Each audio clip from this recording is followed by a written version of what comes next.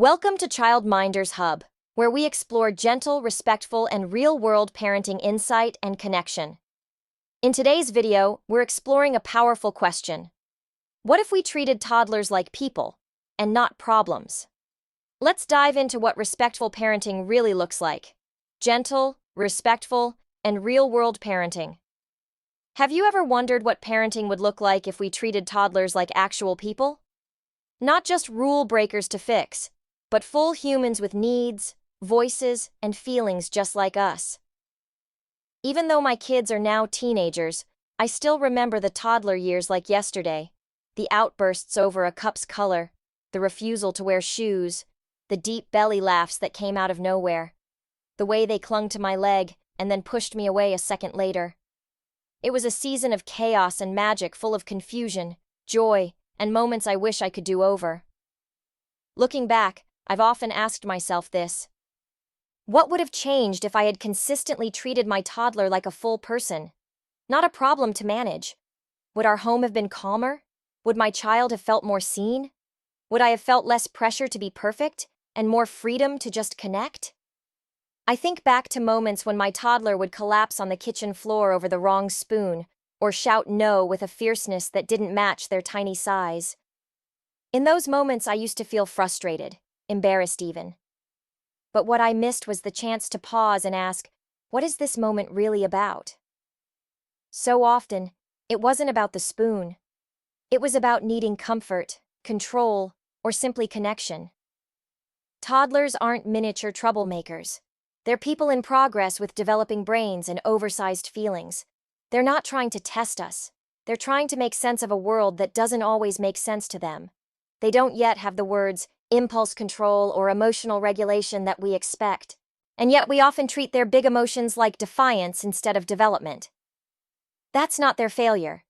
It's our invitation as parents or adult in the environment to lead with understanding. One of the biggest myths about gentle parenting is that it means being soft or letting kids walk all over you. But that couldn't be further from the truth. Gentle parenting is about being the calm in their storm, not removing the storm itself. It's about setting limits while still holding space for their emotions.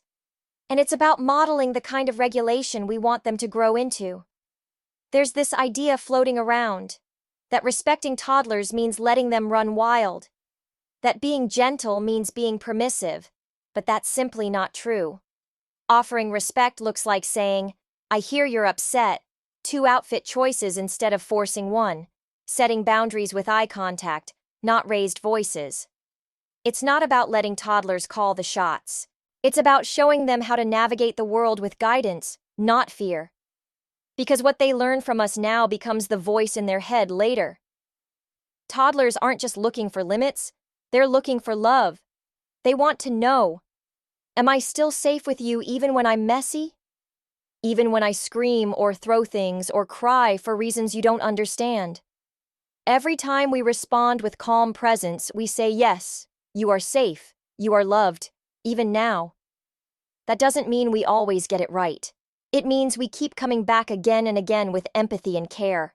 Let's be honest, staying calm is hard, especially when we're tired, touched out, and running on empty. You're not a bad parent if you lose your cool. You're human. And when you repair, when you say I'm sorry, I shouted, or let's try again together. You teach your toddler one of the most powerful lessons of all, that love isn't conditional and that relationships can heal. It's not the perfect Pinterest-worthy routines that build trust.